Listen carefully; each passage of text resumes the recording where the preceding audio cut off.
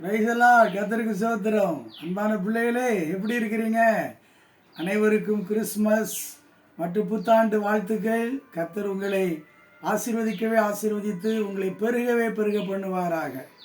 இப்போ கிறிஸ்மஸ் உடனே பல விதத்தில் நாம் குடும்பத்தில் நம்ம உற்சாகப்படுத்தக்கூடிய போட்டிகள் நிகழ்ச்சிகள்லாம் நடந்துகிட்டு இருக்கு. ரொம்ப மகிழ்ச்சி. ஒவ்வொருவருடைய தாளந்துகள் வெளிப்படுகிறது. ஒவ்வொருவருக்கும் ஆண்டவர் என்ன தாளந்து கொடுத்துருக்கிறாரு அப்படிங்கிற இந்த குட்டி பசங்கள்ல இருந்து எல்லாரையும் பாடல் தாளந்து, அவன் நடனம் ஆடுகிறது, மியூசிக் போடுறது, இதெல்லாம் பார்க்கும்போது ரொம்ப ஹாப்பியாக இருக்குது, சந்தோஷமாக இருக்குது. இப்போது இயேசு கிறிஸ்து ஏன் குழந்தையாக பிறந்தார்? ஏன் அவர் மாம்சத்தில் பிறக்கணும்? இயேசு கிறிஸ்து பிறந்ததற்கான காரணம் என்ன அப்படிங்கிறத நமக்கு தெரியலையா? கிழக்கு இருந்து சாஸ்திரிகள் அவங்க கேட்டாங்க இல்லையா, யூதருக்கு ராஜாவாய் பிறந்திருக்கிறவர் எங்கே? அவரை நாங்கள் பணிந்து கொள்ள வந்தோம், அவருடைய நட்சத்திரத்தை கண்டு அவரை பணிந்து கொள்ள வந்தோம். அப்போ அவங்க சும்மா வரல. வந்தவங்க என்ன பண்ணினாங்க? அவங்க கொண்டு வந்த அந்த பொன்னையும் அந்த தூவ வர்க்கத்தையும் வெள்ளைப்போளத்தையும் அந்த இயேசு பாலகனை கண்டு அவங்க வைத்து அவங்க பணிந்து கொண்டாங்க. நீங்கள் அதை கொஞ்சம் கவனிச்சு பாருங்க. ஏன் ஒரு பொருளை வைக்காம பொண்ணை மட்டும்தான் கொண்டு வந்திருக்கலாமே? இல்லைன்னா அவங்க வெள்ளைப்போளத்தை மட்டும் வச்சிருக்கலாம், இல்லைன்னா தூப வர்க்கத்தை கொண்டு வந்திருக்கலாம். நம்ம சொல்லுவோம், ஐயா அங்கேருந்து 3 சாஸ்திரிகள் கொண்டு வந்தாங்க, ஆனால் ஆளுக்கு ஒரு பொருள் கொண்டு வந்தாங்க. இந்த 3 பொருளுக்குமே காரணம் உண்டு, காரியம் உண்டு. என்ன காரியம் தெரியுமா? நமக்கு தெரியும். அது ஆண்டவர் முத்தன்மை உடையவர். அந்த குழந்தை சாதாரண குழந்தை இல்லை. அந்த குழந்தை பிதா, குமாரன், பரிசுத்தாவி அப்படிங்கிற திருத்துவத்தை தனக்குள்ளே அடக்கி இருந்தது. அதான் ரொம்ப முக்கியமானது. அந்த 3 தன்மையும் நிறைந்தவராகத்தான் இயேசு கிறிஸ்து வந்தார். அப்புறம் நம்ம ஏற்கனவே கேள்விப்பட்டிருப்போம், அந்த பொண்ணு ராஜாக்களுடைய ஆளுகையை குறிக்கிற ஆளுமை. அப்புறம் நீங்கள் பார்த்தீங்கன்னா அந்த தூபவர்க்கு ஆசாரிய ஊழியத்தை குறிக்கிறது. அந்த வெள்ளைப்போளம் என்பது அவருடைய பாடு மரணங்களை குறிக்கிறது. இப்படியே நீங்கள் பார்த்தீங்கன்னா இயேசு கிறிஸ்துவுடைய பிறப்பில் நிறையா புதையல்கள் இருக்கிறது, பொக்கிஷங்கள் இருக்கிறது. அதாவது ஒரு இடத்துல ஒரு ஸ்கூலில் ஒரு ட்ராமா வச்சுருந்தாங்க, இயேசு கிறிஸ்து பிறப்பினுடைய அந்த ட்ராமா. அதில் அந்த அந்த ஒரு கிளாஸில் அது பார்ட்டிசிபேட் பண்ணாங்க.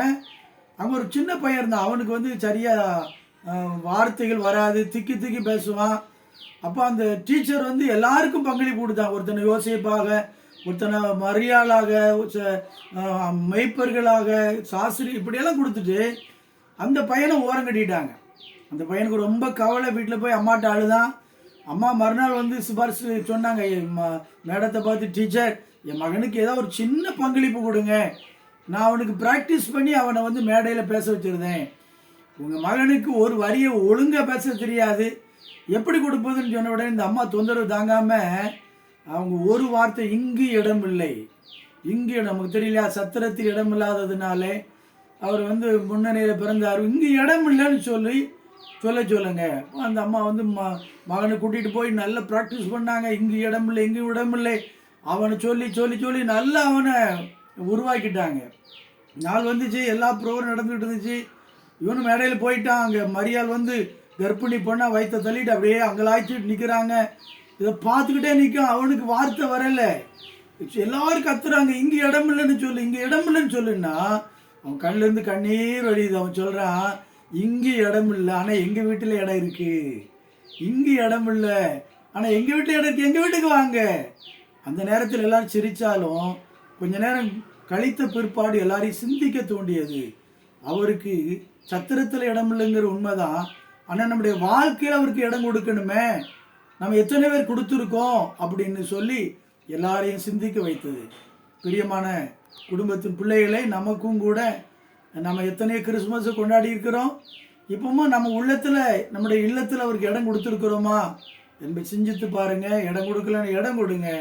கர்த்தர் இந்த கிறிஸ்மஸ் பண்டிகை காலத்தை நமக்கு மிகுந்த சந்தோஷமாய் ஆண்டவர் ஆசீர்வதித்து தருவாராக. நமக்கு சொன்னபோல் நமக்கு ஒரு பாலகன் பிறந்தார், நமக்கு ஒரு குமாரன் கொடுக்கப்பட்டார்.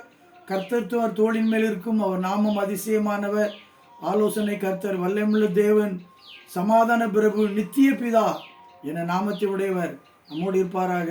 God bless you. God bless you.